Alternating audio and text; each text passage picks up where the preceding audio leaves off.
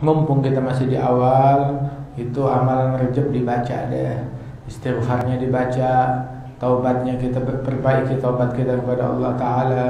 Yang matanya tukang maksiat, ayo dia taubat sama Allah Subhanahu Wa Ta'ala. Tahu gak? Al-ma'asi baridul kufur. Kemaksiatan itu adalah cikal bakal kekafiran. Cikal bakal kekafiran. Itu kemaksiatan, dosa. Itu bisa menyebabkan seseorang meninggalnya dalam kekufuran, waliyadzubillah min dzalik. Maka akibatul ladzina asa'u su'a an kadzdzabu bi ayatillah. Akibat daripada orang yang bermaksiat adalah su'a, maut ala su'il khatimah, meninggal di dalam kekufuran, waliyadzubillah min dzalik. Nah, ini bulan Rajab, bulan agung, bulan mulia. Nah, terus juga untuk perbaharui hubungan kita kepada Allah Subhanahu Wa Ta'ala, salah satu kuncinya itu segala jebakan-jebakan, segala duri, segala masalah yang bisa menghambat kita untuk dekat kepada Allah, kita benerin deh dari sekarang. Masalah apa sih? Itu diantaranya adalah kita perlu harus birrul walidain, bakti kepada orang tua. Harus silatul arham, menyambung silaturahmi kita. Sebab tuh ada 4 perkara yang mengharamkan seseorang dari ampunannya Allah, dari keberkahan Rajab, keberkahan Sya'ban, keberkahan Ramadan yang dimuliakan oleh Allah Ta'ala. Hatta malam nisfu Sya'ban, di mana semua orang dapat ampunan, semua muslim dapat ampunan, 4 orang gak dapat ampunan. Bulan Ramadan, malam pertama semua orang dapat ampunan, 4 jenis manusia yang sama gak dapat ampunan. Siapa 4 jenis manusia tersebut?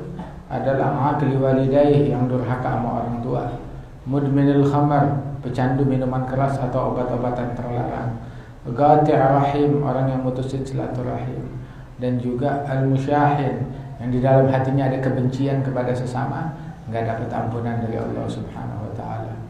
Ayo buruan, mumpung kita masih di awal bulan Rajab. Ini persiapan orang yang memakmurkan bulan Rajab, ya, dapat hadiah. Apa hadiahnya? Berupa taufik bisa memakmurkan bulan Sya'ban. Yang memakmurkan bulan Sya'ban dapat hadiah.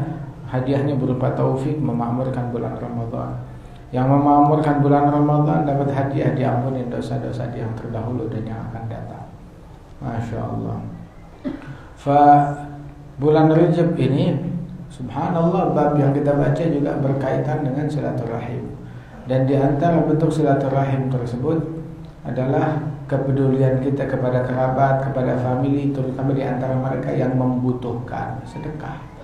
Kita disuruh sambung silaturahmi, bullu arhamakum walau bisalam, sambung kerabat famili kita. Nyambungnya pakai apa? Bisa pakai duit, bisa pakai hadiah, bisa pakai makanan, ataupun pakai salam. Telepon, assalamualaikum, apa kabar, gitu dong. Ataupun kirim pesan singkat, assalamualaikum, selamat selamat puasa, selamat Rajab, selamat ini, selamat begitu, selamat apalah. Dia kasih untuk memberi salam, menyapa kepada kerabat kita, kepada famili kita. Mereka lebih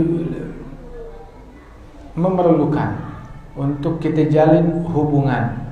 Sampai dikatakan bahwasanya orang yang kalau dia sedekah kepada kerabat, famili yang jauh, dia sedekahnya kepada orang jauh.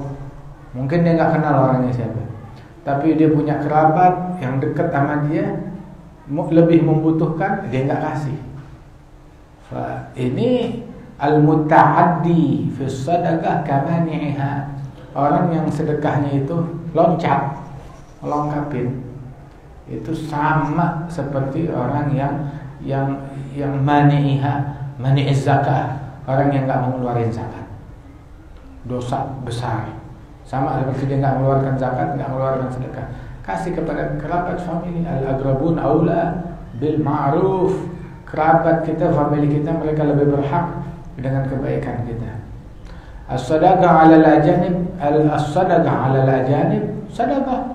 Sedekah kepada orang yang enggak kita kenal, yaitu sedekah doang, ditulis pahala sedekah, selesai. Tapi sedekah 'alal agharib, maka dia tuh dapat 2 pahala. Pahala sedekah wasilah. pahala sedekah dan pahala silaturahim. Apalagi kalau sedekahnya itu yang paling afdal kepada kerabat yang judes. Udah dikasih masih monyong mukanya. Nah, itu sedekah sama dia tuh 3 kali pahalanya. 1 pahala sedekah, yang 2 pahala silaturahim, yang ketiga pahala nyembelih hawa nafsu. Mengekang hawa nafsu. Nafsu kita nggak mau sama begituan, tetapi kita paksa tuh nafsu untuk melakukan hal yang demikian tersebut. Nah, orang nggak bakal sampai untuk dekat kepada Allah Subhanahu wa taala kecuali ya orang tuh mau mencapai pendekatan kepada Allah, kewalian di sisi Allah taala, dia harus jadikan nafsunya sebagai keset. Jadi nafsunya sebagai keset, diinjak sama dirinya, diinjak sama orang. Baru dia layak untuk dekat kepada Allah Subhanahu wa taala. Selama dia masih menganggap nafsunya sesuatu, maka dia tidak punya kelayakan untuk dekat kepada Allah Subhanahu wa taala.